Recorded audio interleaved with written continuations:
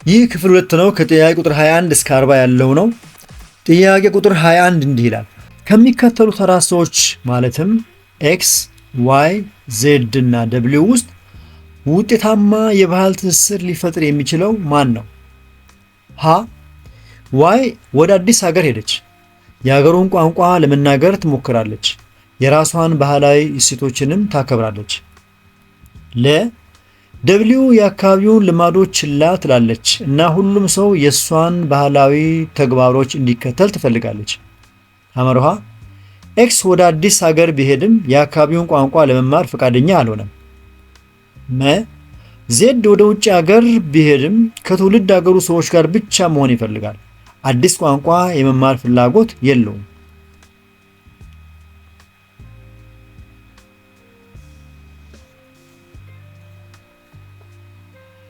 ትክክለኛው መልስ ዋይ ወደ አዲስ ሀገር ሄደች። የሀገሩን ቋንቋ ለመናገር ትሞክራለች። የራሷን ባህላዊ እሴቶችንም ታከብራለች የሚለው ነው። ምክንያቱም ዋይ የራሷን ማንነት ሳትተው የአዲሱን ሀገር ቋንቋና ባህል ለማወቅ መሞከሯ ውጤታማ ትስስርን ያሳያል።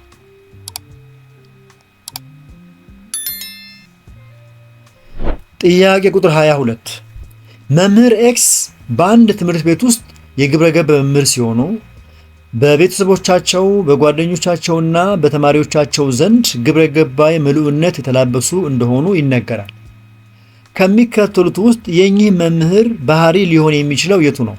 ሀ ለጎበዝ ተማሪዎች የሚያዳሉና የሚያበረታቱ፣ ለ አንዳንድ ጓደኞቻቸውን ብቻ በደንብ የሚያዳምጡ፣ ሐመሮሃ ሐቀኛ፣ ታታሪ፣ ላመኑበት ነገር የማይለወጥ አቋም ያላቸው፣ መ ትክክል የሆነውን ከማድረግ ይልቅ ሌሎቹን ማስደሰትን የሚያስቀድሙ።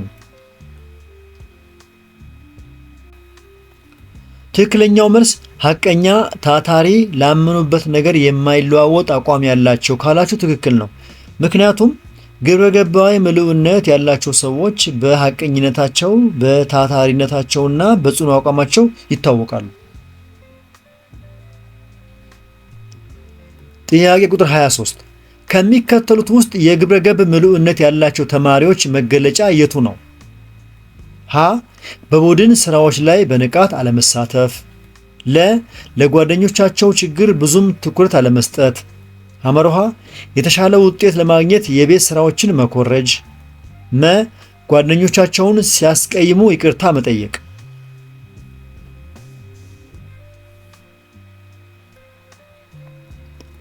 ጓደኞቻቸውን ሲያስቀይሙ ይቅርታ መጠየቅ ካላችሁ ትክክል ነው። ምክንያቱም ጥፋትን አምኖ ይቅርታ መጠየቅ የግብረ ገብነትና የሞራል ጥንካሬ መገለጫ ነው። በጣም ጥሩ። ወደሚቀጥለው ጥያቄ ስንሄድ ጥያቄ ቁጥር 24 እንዲህ ይላል። በአንድ ሀገር ውስጥ የመንግስትን ሕግ የሚያከብሩ ነገር ግን የራሳቸውን ጥቅም ብቻ የሚያሳድዱ ዜጎች ከበዙ ሀ ጠንካራ የማህበራዊ ኃላፊነት ስሜት ያድጋል፣ ለ የተዳከመ ማህበራዊ ትስስር ይፈጠራል፣ ሐመርሃ በግለሰቦች መካከል መተማመን ይጨምራል፣ መ አካባቢ ጥበቃና ለዘላቂ አሰራሮች ይደራጃሉ።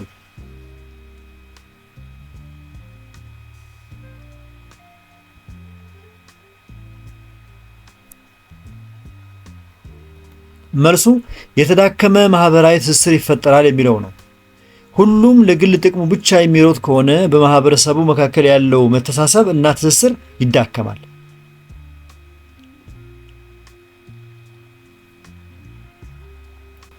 ጥያቄ ቁጥር 25 ከሚከተሉት ውስጥ የህግ ተገዥነትን የሚወክለው የቱ ነው?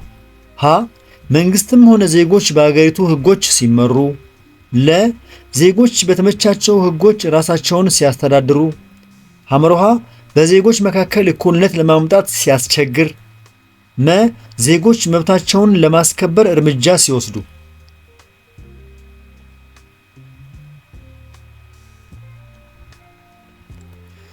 መንግስትም ሆነ ዜጎች በአገሪቱ ህጎች ሲመሩ ካላችሁ ትክክል ነው። ምክንያቱም ህግ ተገዥነት ማለት መንግስትም ሆነ ተራው ዜጋ ለሀገሪቱ ህግ በእኩልነት ሲገዙ ማለት ነው።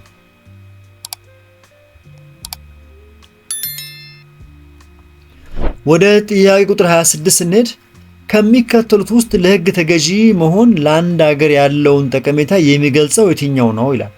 ሀ በዜጎች መካከል ማህበራዊ ልዩነቶችን ማስፋፋት፣ ለ ዜጎች ግብር ለመክፈል ፈቃደኛ አለመሆን፣ ሐመርሃ በዜጎች መካከል ሰፊ ኢኮኖሚያዊ ልዩነቶችን መፍጠር፣ ወይስ መ የዜጎች ሰብአዊ መብቶች መከበርና መጠበቅ።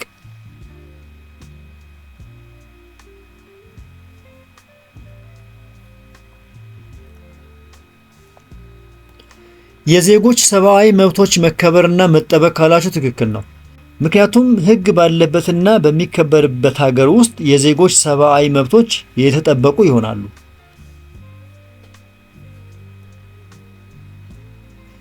ጥያቄ ቁጥር 27 የስድስተኛ ቢ ክፍል ተማሪዎች የሚከተሉትን የክፍል ውስጥ መተዳደሪያ የሚሆኑ ደንቦች አወጡ። አለማርፈድ፣ ክፍል ውስጥ ቆሻሻ አለመጣል፣ የቤት ስራ መስራት፣ መከባበር ናቸው። ኤክስ፣ ዋይ፣ ዜድ እና ደብሊው የዚህ ክፍል ተማሪዎች ሲሆኑ ከዚህ በታች የተቀመጡትን ድርጊታቸውን በማንበብ ለክፍላቸው ህግ ተገዢ የሆነውን ለዩ። ሀ ተማሪ ዜድ በመጀመሪያው ክፍለ ጊዜ ክፍል ገብቶ አያውቅም። ለ ተማሪ ኤክስ ከክፍል ተማሪዎች ጋር አልፎ አልፎ ይደባደባል። ሐመርሃ ተማሪ ዋይ የጓደኞቹን ንብረት እርሳስ፣ እስክሪብቶ ሳያስፈቅድ አይወስድም። መ ተማሪ ደብሊው በሚቀመጥበት ወንበር ላይ የተጠቀመውን ማስቲካ ይለጥፋል።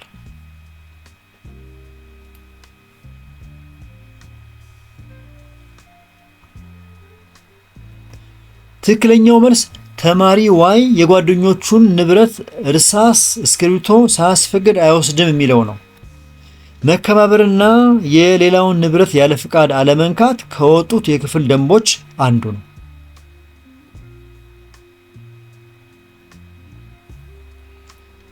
28ኛው ጥያቄ እንዲህ ይላል። ከሚከተሉት መካከል ለህግ ተገዢ አለመሆን የሚያስከትለው ችግር ያልሆነው የቱ ነው? ሀ የእርስ በርስ ጦርነት፣ ለ የመሬት መንቀጥቀጥ፣ ሐመርሃ የዜጎች ስደት፣ መ ህገወጥ የህፃናት ዝውውር።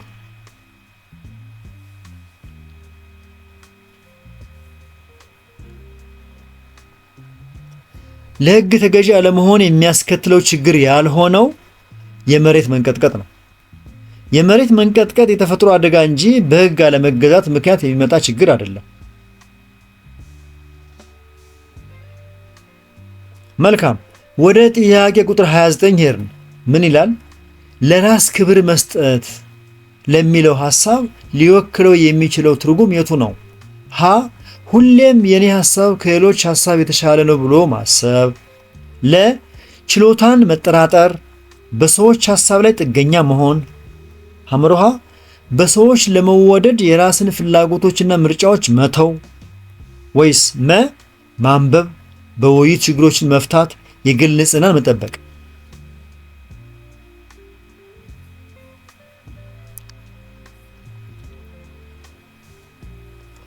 በሰዎች ለመወደድ የራስን ፍላጎቶችና ምርጫዎች መተው አላችሁ እንዴ? እንዴት እንደዛ ትላላችሁ? ትክክለኛው መልስማ ማንበብ፣ በውይይት ችግሮችን መፍታትና የግል ንጽህና መጠበቅ የሚለው ነው። ምክንያቱም ራስን ማሻሻል፣ ችግሮችን በሰላማዊ መንገድ መፍታትና ራስን መጠበቅ ለራስ ክብር መስጠትን ያሳያል። ጎበዞች፣ ወደ ጥያቄ ቁጥር 30 ደረስን። ይሄ የዚህኛው ክፍል አጋማሽ ጥያቄ ነው። ወደዚህኛው ጥያቄ ከመዳችን በፊት የተከበራችሁ የዚህ ቻናል ተከታታዮች እስካሁን በቀረቡ ጥያቄዎች መልስና ማብራሪያዎች ላይ አስተያየት፣ ጥቆማ ወይም ጥያቄ ካላችሁ አስተያየት መስጫውን አስቀምጡ። ከተመቻችሁ አሁኑኑ ላይክ አድርጉ። ሌሎቹ እንዲያገኙት ከፈለጋችሁ አሁኑኑ ሼር አድርጉላቸው። በዚህ ቻናል ላይ ብዙ የስድስተኛ ክፍል ሞዴልና ሚኒስትሪ ጥያቄዎች ስለሚገኙ እነሱ እንደተለቀቁ ወዲያው እንዲደርሷችሁ ቻናሉን አሁኑኑ ሳብስክራይብ አድርጉ። እየቸኮልኩ ወይም የፈጠንኩ ከሆነ ወይም እየዘገየው ከሆነ ቪዲዮን ያስቆማችሁ ወይም ያሳለፋችሁ ተከተሉ። መልካም ጊዜ። እንቀጥል። ጥያቄ ቁጥር 30 ግልፍተኛ ባህሪ ያለው ተማሪ መልካም ባህሪ እንዲያጎለብት የሚረዳው ምንድን ነው? ሀ ከክፍል ጓደኞቹ አለመገናኘትና አስተማሪዎቹን መራቅ፣ ለ ሌሎቹን የመረዳትና ይቅርታ የማድረግ ችሎታን ማዳበር፣ ሐመርሃ ለአለባበስና ለአመጋገብ ግዴለሽ መሆን። መ ጥፋቶችን በጓደኞችና በቤተሰቦቹ ላይ ማሳበብ።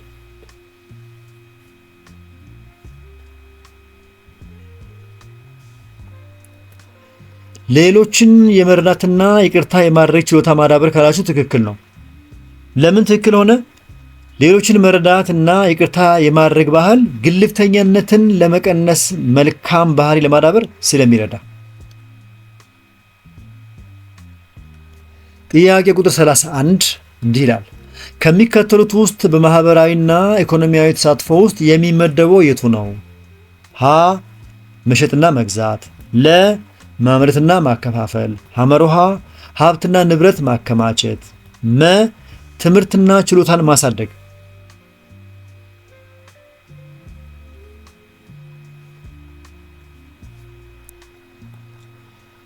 መልሱ ሀ ወይም ለ ሊሆን ይችላል። መሸጥና መግዛት፣ ማምረትና ማካፈል ሊሆን ይችላል። መግዛት፣ መሸጥ፣ ማምረትና ማካፈል ዋና ዋናዎቹ ኢኮኖሚያዊ ተሳትፎዎች ናቸው። ስለዚህ መልሱ ሀም ለም ሊሆን ይችላል።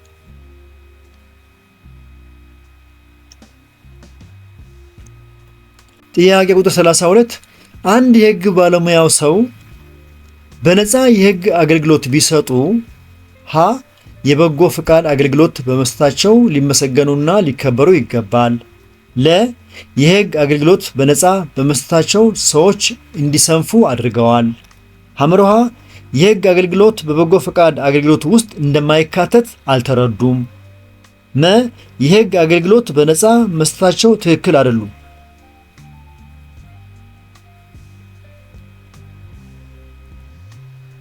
ትክክለኛው መልስ የበጎ ፍቃድ አገልግሎት በመስጠታቸው ሊመሰገኑና ሊከበሩ ይገባል የሚለው ነው።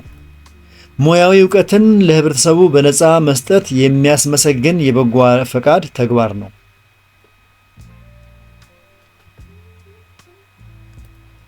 ጥያቄ ቁጥር 33 የኤቢሲ ትምህርት ቤት ተማሪዎች በክረምት ችግኝ በመትከል ያሳልፋሉ። እነዚህ ተማሪዎች ሀ ጊዜያቸውን በማይመለከታቸው ነገር ላይ እያባከኑ ነው።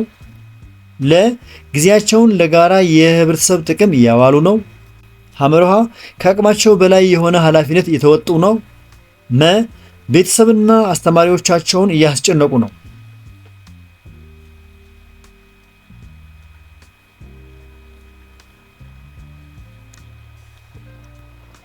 ጊዜያቸውን ለጋራ የህብረተሰብ ጥቅም እያዋሉ ነው ካላችሁ ትክክል ነው።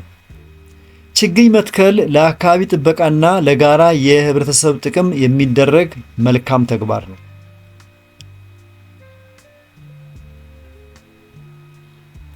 34ኛ ከሚከተሉት ውስጥ ታማኝ ግብር ከፋዮች በማህበራዊና ኢኮኖሚያዊ ተግባራት ላይ ያላቸው ሚና የቱ ነው? ሀ የዜጎችን የገቢ ወይም ሀብት አለመመጣጠን ይቀንሳሉ። ለ በሀገሮች መካከል ያለን የንግድ ግንኙነት ይቀንሳሉ። ሐመርሃ ማህበራዊ ኃላፊነትን የሚወጡ ሰዎች ይቀንሳሉ። መ የመንግስት ተጠያቂነትን እና ግልጽነትን ይቀንሳሉ።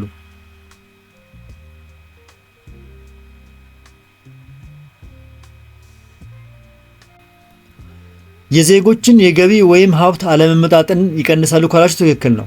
ምክንያቱም ግብር በአግባቡ ሲከፈል መንግስት ለልማት ስለሚያውለው በዜጎች መካከል ያለውን የሀብት አለመመጣጠን ለመቀነስ ይረዳል።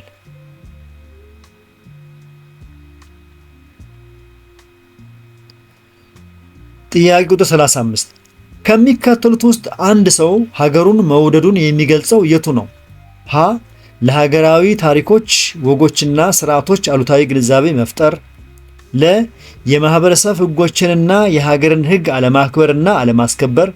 ሐመርሃ ለዜጎች ፍቅርና አክብሮት ማሳየትና አካባቢን መንከባከብ። መ ስለ ራስ ጥቅም ብቻ ማሰብና ብሔራዊ ምልክቶችን አለማክበር።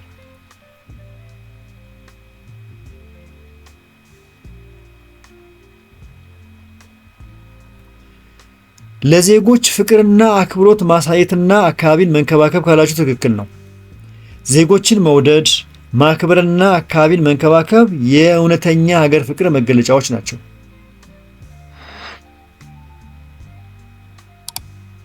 መልካም እንቀጥል ወደ ጥያቄ ቁጥር 36 ጥያቄ ቁጥር 36 ምን ይላል? ከሚከተሉት ውስጥ ስራን ጠንክሮ በመስራት ለሀገር ፍቅርን ማሳየት የሚቻለው እንዴት ነው? ሀ ጊዜን በማባከንና ለመማር ወይም ለመስራት ፈቃደኛ ባለመሆን። ለ የሀገሪቱን ሀብቶች በማዘመን እድገት ለማምጣት ኑሮን ለማሻሻል። ሐመርሃ ኃላፊነቶችን አለመወጣትና ሌሎች ችግሮችን እንዲፈቱ መጠበቅ። መ ለሁሉም ዕቃዎችና አገልግሎቶች ከውጭ ሀገራት እርዳታ መጠበቅ።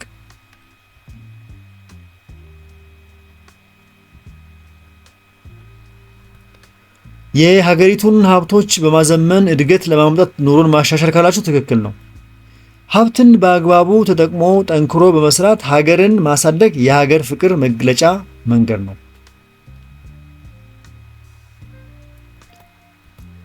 37ኛ ሀገር ወዳድ የሆነ ሰው የሌላ ሀገር ዜጎች ወደ ሀገራችን ሲመጡ ሊኖረው የሚገባው ግንኙነት እንዴት መሆን አለበት? ሀ የሀገራችንን ችግሮች ዘርዝሮ በመንገር ሚስጥር ማካፈል።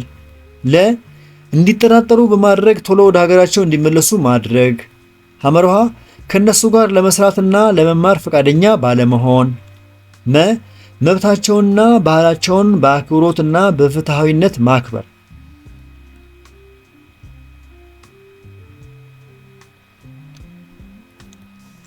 መብታቸውንና ባህላቸውን በአክብሮትና በፍትሃዊነት ማክበር ካላችሁ ትክክል ነው።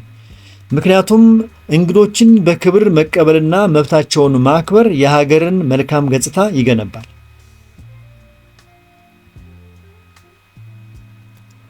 38ኛው ጥያቄ እንዲህ ይላል።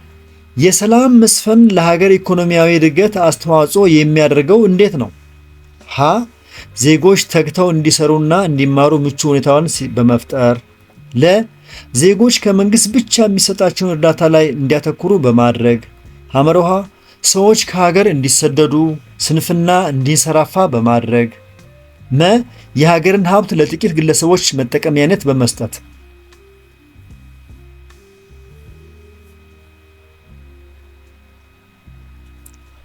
እኔ እናንተን ብሆን ዜጎች ተግተው እንዲሰሩና እንዲማሩ ምቹ ሁኔታን መፍጠር የሚለውን ነው መርጠው። ምክንያቱም ሰላም ባለበት ሀገር ዜጎች ያለ ስጋት ስራቸውን በመስራት እና በመማር ሀገራቸውን ማሳደግ ይችላሉና። ወደ ጥያቄዎቻችን ማገባደጃ የደረስን ነው። ቀጣዩ ጥያቄ ቁጥር 39 ነው። ምን ይላል? ከሚከተሉት ውስጥ ይላል ከሚከተሉት ውስጥ ሰላማዊ ባህሪ ሆኖ በህብረተሰቡ ውስጥ ፍትሃዊነት የሚያሰፍነው የቱ ነው? ሀ ለተወሰኑ ሰዎች የተለየ እንክብካቤ መስጠት። ለ ታማኝነትና የሰዎችን መብቶች ማክበር። ሐመርሃ ህገወጥ ድርጊቶችን መተባበር። መ የተለየ ባህል ያላቸውን ሰዎች መጠራጠር።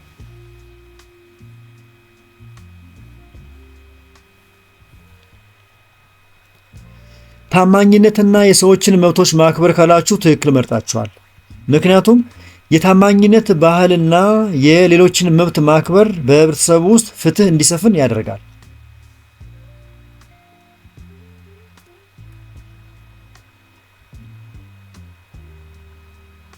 ወደ 2017 ዓመተ ምህረት የሚኒስትሪ ጥያቄ የመጨረሻው ክፍል ደረስን። ግብረ ገብ ትምህርት ላይ ጥያቄ ቁጥር 40 ነው። እንዲህ ይላል። ከሚከተሉት ውስጥ በድህነት ውስጥ ያለ ህዝብ እንዴት ከችግር መውጣት እንደሚችል የሚያሳየው የቱ ነው? ሀ ግለሰቦች ብቻቸውን እንዲሰሩና ችግሮቻቸውን እንዲፈቱ ማበረታታትና መደገፍ። ለ በማህበረሰቦች መካከል ውድድርን በመጨመር በቁሳቁሶች ዋጋ ውድነት ሲፎካከሩ። ሐመርሃ መፍትሄዎችን ለማምጣት የጋራ ሀብቶችን ክህሎቶችንና እውቀቶችን ማሰባሰብ። መ የጋራ ሀብቶችን ለአንድ ለተለየ የማህበረሰብ ክፍል ጥቅም ብቻ ማዋል ወይም መስጠት።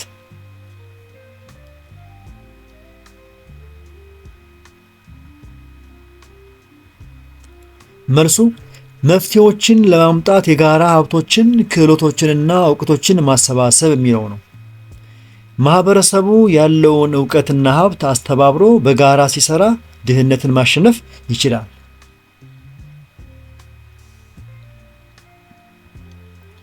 የተከበራችሁ የዚህ ቻናል ተከታታዮች እስካሁን በቀረቡ ጥያቄዎች፣ መልሶችና ማብራሪያዎች ላይ አስተያየት፣ ጥቆማ ወይም ጥያቄ ካላችሁ አስተያየት መስጫው ላይ አስቀምጡ።